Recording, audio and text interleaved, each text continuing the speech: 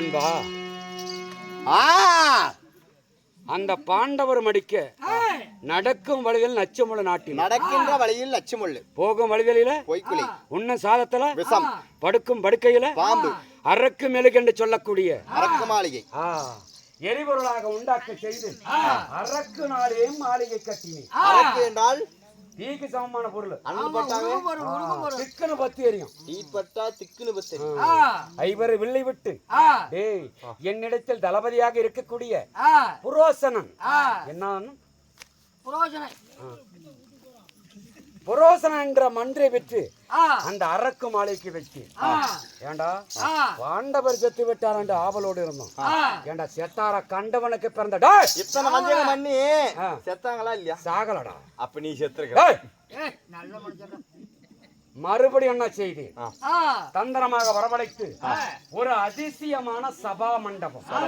என்ன மண்டபம்? சபா மண்டபம் கட்டி வைத்து. ஆனா நான் கட்டி வைத்து பாண்டவரை வரவழைச்சா வரமாட்டாங்க. என்னைக்கும் காத்தடிக்காத அன்னைக்கு காத்தடிக்குது அப்படின்னு சந்தேகப்பட்டு வரல.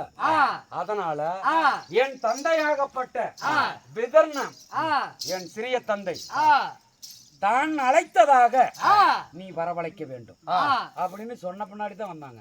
நான் சொல்லி வரல. அப்படி இல்ல, அவர் மேல நம்பிக்கை. ஏன்னா அவரு மேல நம்பிக்கை, என் மேல நம்பிக்கை குறைவு. அதனால அவருடைய வார்த்தை கேட்டு பாண்டவர்கள் வந்தார்கள். வந்த பிறகு சபாவனை கட்டி வைத்து என் மாமனாகப்பட்ட ஜகினி என் நடுவிட்டு சுடர் விளக்கு, என் மாமல்லாத எந்த ஒரு காரியத்தை செய்ய மாட்டோம். ஆமாடா. அதனால கருமரம் மண்ண வைத்து என் மாமனை மண்ண வைத்து இந்த சபா மண்டபத்துல சாப்பாடு ஆவறதுக்கு ரொம்ப லேட் ஆகும். எந்த காரியம் செய்யுது. ஆமா ஆமா வர சொன்னாங்க, நீ வெடாய் பண்ணிட்டு வரல. அதனால என் மாமனை என்ன வைத்து சூது பகடை ஆடினேன். அந்த பகடையில பாண்டவர் அனைவருமே தோல்வடைந்தார். தோல்வடைந்த பிறகு பாண்டவருக்கு நான் எப்படி கட்டளையிட்டேன்?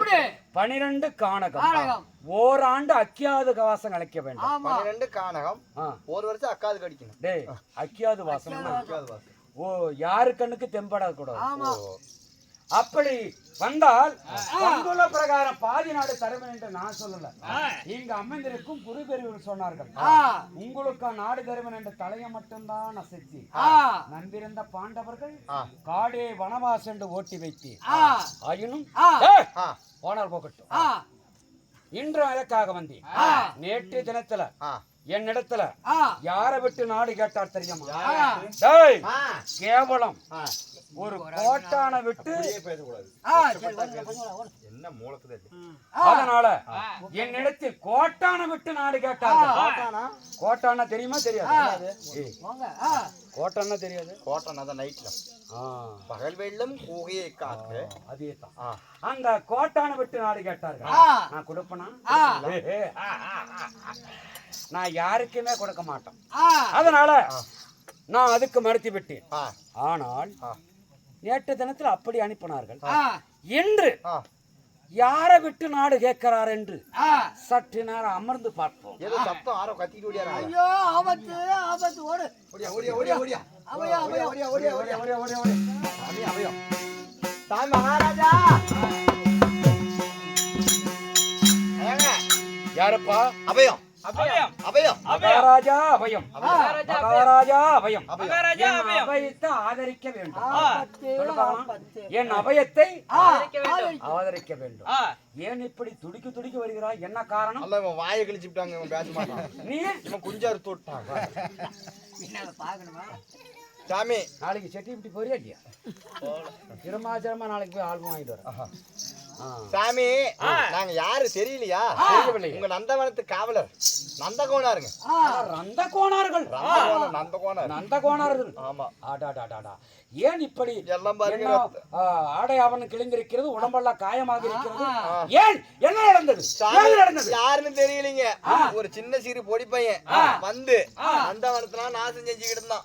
போய் கேட்டேன் சாமி, எங்களை எல்லாத்தையும் கால இருக்கிறா கைய இருக்கிறான் போட்டு கத்தி எடுத்துட்டு எல்லாத்தையும் வெட்டி விட்டான்.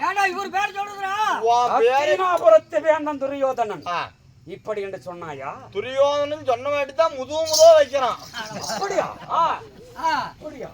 ஒரு பொடி பையன் இங்க இருக்கக்கூடிய மந்திரமார்களை அடிச்சு அது சித்திரவதை. என்னங்கிறான், சரியான பிடிக்கும் உங்க மகாராஜாவுக்கு மீசையில முகத்துல மீசை இருந்தா ஏய், வர சொல்றா பாருங்கிறான். அப்படி அவன் கிடக்குறான் அருகோட்டை புண்டாங்கிறான். ஆ. அவன் கிடக்குறான் பைத்தியக்காரன் முவரை பாரு.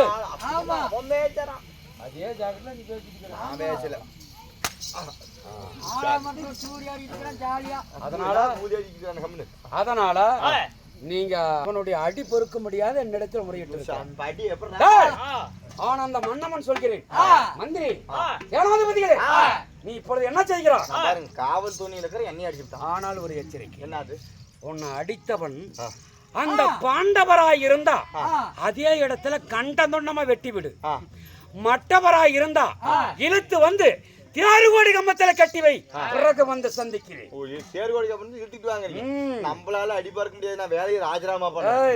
இன்னும் உனக்கு பணம் சேர்த்து கொடுக்க. ஒரே பணம் சம்பளம் அதிகரிக்க தருகிறேன். கைய காலெல்லாம் வெட்டிவிட்டா பணம் தான் நான் புடுத்துவியா? நான் தருகிறேன். ஏன் கவலைப்படுகிறேன்? வேணாம், நாங்க எங்களால முடியலைங்க. சரியான பிடிக்கு பானத்துக்கு எதிர்பானம் தொடுக்கிறான். நாங்க தொடுக்கிற பானத்துக்கு சரிபாலமா எதிர்பானம் தொடுக்கிறான். அதனால கத்தி சண்டை எதை பண்ணி அவனால எங்க செவிக்க முடியல. நீங்க வந்தா ஆச்சு, இல்ல நாங்க போறோம். வேலையை விட்டுட்டே போறோம். அப்படியா? ஆமா. சரி, நீங்க போ. நான் அவனை பார்த்துக்கொள்கிறேன். நான் கவனிக்கிறேன். போய் வா. வாங்கடா. புது ஒரு பட்டி ஆடு வாங்கி நீ வீட்டுல மேய்ச்சிக்கங்கடா. இங்க வராதீங்க. ஆனா அவனா யாரா இருந்தாலும் சரி, இந்த நந்தவனத்தை நாசம் பண்ணவன் அந்த பாண்டவர் தான் கண்ட தொண்டமா வெட்டணும். மற்றவரா இருந்தா தேர்கோடி கம்பத்தை கட்டி வைக்கணும் அப்படின்னு சொன்னான். ஆனா அவர்கள் பயந்து என்னால் இனிமேல் இவனிடத்தில் அடி பொறுக்க முடியாது அப்படி என்று சொல்லிவிட்டு போய்விட்டார். ஆமா, அவனை நேரில் சந்திக்கணும். ஆமா ஆமா.